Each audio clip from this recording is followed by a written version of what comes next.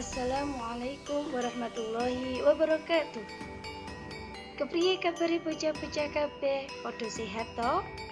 Muga-muga bocah-bocah tansah diparingi lindungan kalian Gusti Allah Subhanahu wa taala. Bocah-bocah, dina iki samian sinau basa Jawa maneh.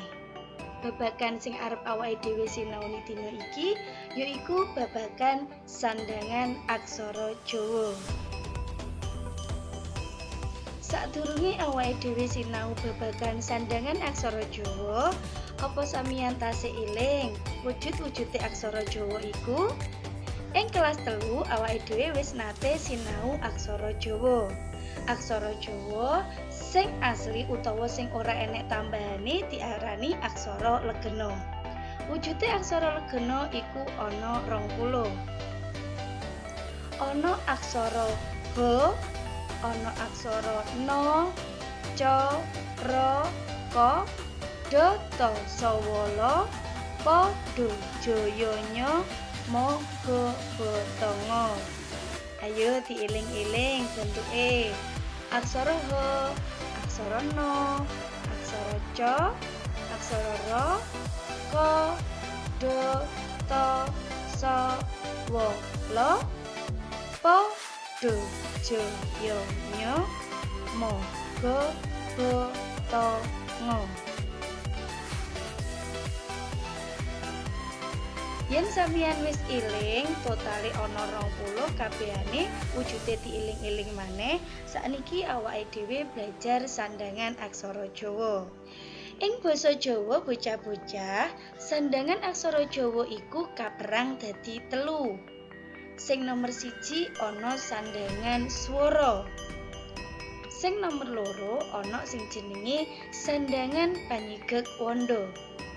Sing nomor 3 ana sing diarani sandangan wianjana. Dina iki sing arep awake dhewe sinaoni yaiku sandangan sing nomor 1, sandangan swara. Apa iku bocah-bocah sandangan swara? Sandangan swara yaiku sandangan kang gunane kanggo menehi swara. Niki ya bocah-bocah, dadi jenenge sandangan swara iku sandangan sing gunane kanggo menehi swara. Ana swara apa wae? Ana swara I, ana swara U, ana swara E, enek swara E lan swara O ing sajroning tembung. Sandangan swara bocah-bocah wujude iku ana 5. Ana sing diarani wulu. Wulu iku swarane huruf I. Ana sing diarani suku. Suku iku swarane huruf U. Ana sing diarani pepet. Pepet iku swarane huruf E.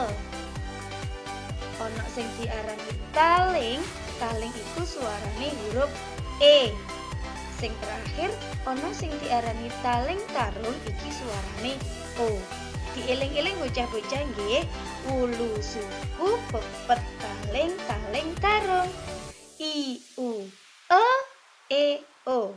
Butitin baleni malih lek apalan supaya sampeyan penak. Wulu suku pepet taling taling tarung. I U E O. Wujude wulu. Nah, niki bocah-bocah ya, ana bunderan cilik ning dhuwur. Nah iki wulu. Suku iku bentuke glantong nang ngisore huruf kaya ngene iki. Ana sing diarani pepet. Pepet iku suarane wujude rada amba, luwih gedhe timbangane wulu. Ana taling bentuk ngene iki cah ya. Nah, kaya huruf M tapi mari kuwi enek dawane malih. Sing terakhir taling tarung. Taling tarung wujude mirip enek talinge ditambahi tarung ning mburine. Lah, garis-garis iki berarti mengko wujude aksara Jawane. Ben sampeyan ora bingung kabeh, awake dhewe mlebu tulodo.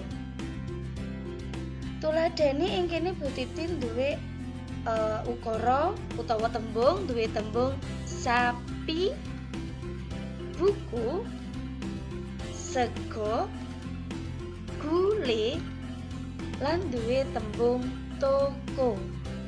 Sing nomor 1 sapi. Nah, iki huruf so. Mari kuwi ana huruf po. Po diwaringi i utawa diparingi wulu. Sapa diwaringi wulu dadi sapi. Buku.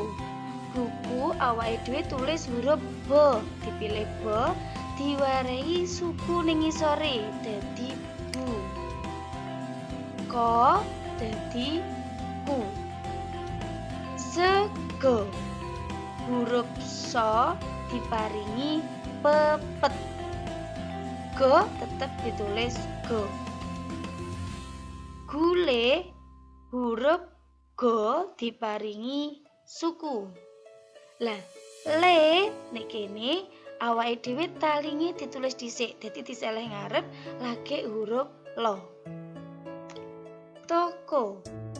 Taling tarung iku aksarane ndek tengahe. Dadi awake dhewe nulis tarung, nulis taling, diwenehi huruf to diparingi tarung. Enek-enek ko, toko. Ko yo ngono taling dhisik, diwenehi huruf ko lagi tarung. Nah, jateng mriki sing bedane huruf se karo le. Iki dieling-eling. Lek pepet iku unine e, se.